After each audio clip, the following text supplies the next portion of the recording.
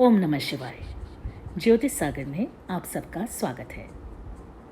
आज के मेरे इस वीडियो का उद्देश्य है कि आप अपने जीवन को सही दिशा में लेकर जाएं और ग्रहों को अच्छा या बुरा समझने की गलती ना करें।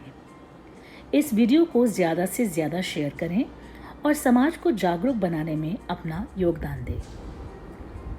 इस बात से हम हमेशा सहमत होते हैं कि इस जीवन में सुख दुख, कामयाबी, नाकामयाबी, ऊंच नीच सब हमारे पूर्व जन्मों के किए गए कर्मों का ही फल होता है। और ज्योतिष के अनुसार हमारी जन्म पत्रिका में हमारे पूर्व जन्मों के कर्मों के अनुसार ही ग्रह हमारे अलग अलग भावों में बली या कमज़ोर होकर स्थित होते हैं। ज्योतिष विज्ञान के अनुसार सूर्य, चंद्र, मंगल, बुध, बृहस्पति, शुक्र और शनि ग्रह को आकाश मंडल में स्थित खगोलीय पिंड माना गया है, जो कि गतिमान अवस्था में रहते हैं, जबकि राहु और केतु को छाया ग्रह माना जाता है। राहु को नॉर्थ नोड और केतु को साउथ नोड के नाम से भी जाना जाता है। सभी ग्रहों की अलग अलग प्रकृति और स्वभाव होता है और इसी आधार पर कुछ ग्रहों को शुभ तो कुछ को पापी और क्रूर कहा गया है। जन्म पत्रिका से हम जातक की पर्सनालिटी, बिहेवियर, रिलेशनशिप्स और इस पृथ्वी पर जन्म लेने के उद्देश्य के बारे में जानकारी प्राप्त कर सकते हैं। हमारे जीवन में कौन सी घटनाएं कब होंगी या किसी आपत्ति आने के बारे में भी ज्योतिष विद्या से सटीक अनुमान लगाया जा सकता है। बाकी सब ग्रहों को समझना इतना कठिन नहीं जितना कि राहु और केतु को समझना है। माना जाता है कि राहु केतु जिस राशि में होते हैं उस राशि स्वामी की तरह ही बिहेव करते हैं, या जिस नक्षत्र में स्थित होते हैं वैसा ही फल प्रदान करते हैं। यदि ऐसा ही है तो राहु केतु के बारे में इतनी तरह की भ्रांतियां या मिसकंसेप्शन आखिर क्यों हैं?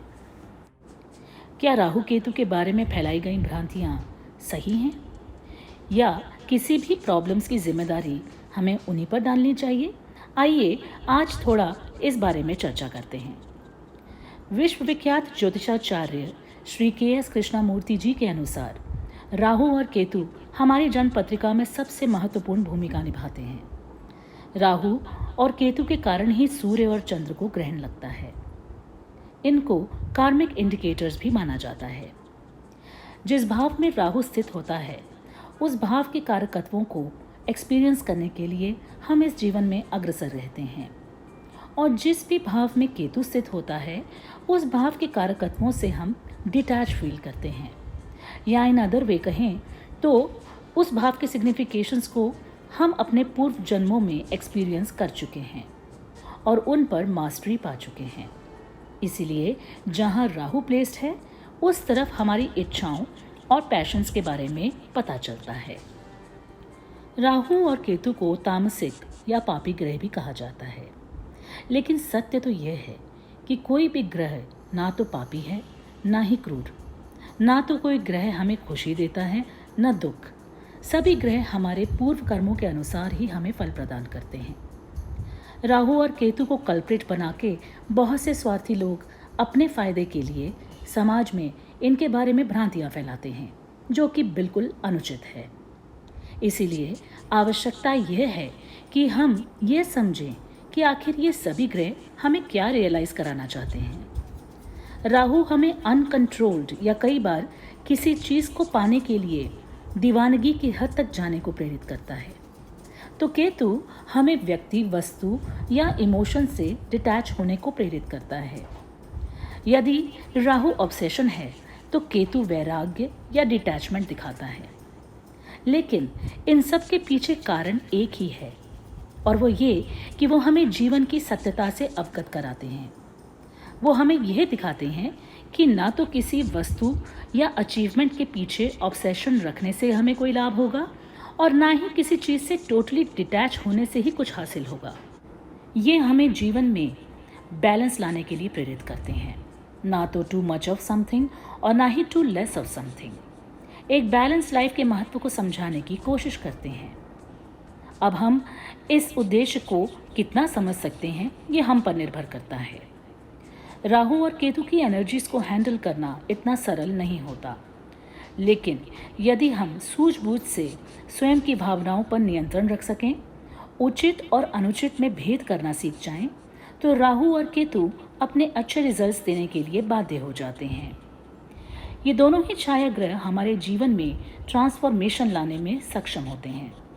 जो चीज़ें हमारे लिए अनुपयोगी हैं या जो भी इमोशंस और बिहेवियरल पैटर्न्स या आदतें हमारे लिए गैर ज़रूरी हैं, उन्हें हमारे जीवन से ये अलग करते हैं।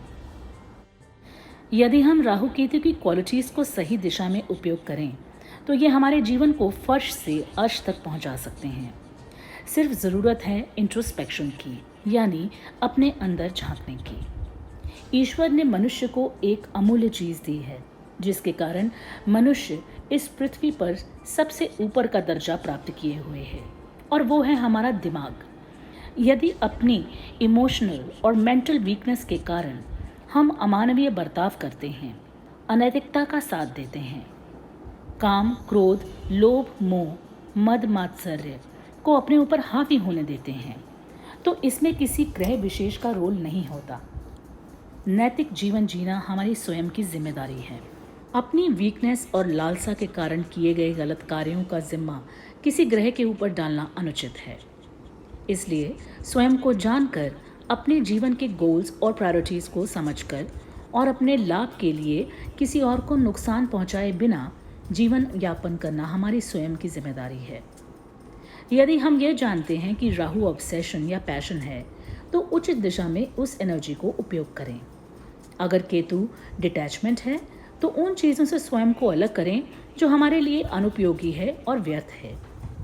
जीवन में क्या कब होगा, इसकी जानकारी हमें ज्योतिष शास्त्र से सही तरीके से मिल सकती है, लेकिन जो भी सिचुएशन या चैलेंजेस हमारी लाइफ में आते हैं, उन पर हमारा कोई कंट्रोल नहीं होता, क्योंकि हमारे प्रारब्ध कर्मों के अनुसार ही वो परिस्थितियां हमें मिलती हैं। लेकिन अगर कुछ हमारे कंट्रोल में है, तो वो यह कि हम उन सिचुएशंस में कैसे रिएक्ट करते हैं या उन्हें अपनी सूझबूझ से कैसे हम हैंडल करते हैं। ज्योतिष शास्त्र में सभी ग्रहों को कोई ना कोई कारकत्व या सिग्निफिकेशंस दिया गया है। जैसे चंद्रमा को माँ और मन का कारक माना है, सूर्य को पिता या सरकार का कारक माना है, इत्यादि। इन सभी ग्रहों को ये जिम्मेदारी दी गई है कि व्यक्ति के कर्मों के अनुसार लाइफ के डिफरेंट स्टेजेस पे जातक को फल प्रदान करे। इसीलिए हमें जीवन में आ रही किसी भी प्रॉब्लम्स का जिम्मेदार किसी ग्रह को नहीं ठहराना चाहिए, चाहे फिर वो राहु केतु ही क्यों ना हो। सर्वसिद्धिरस्तु। ओम नमः शिवाय।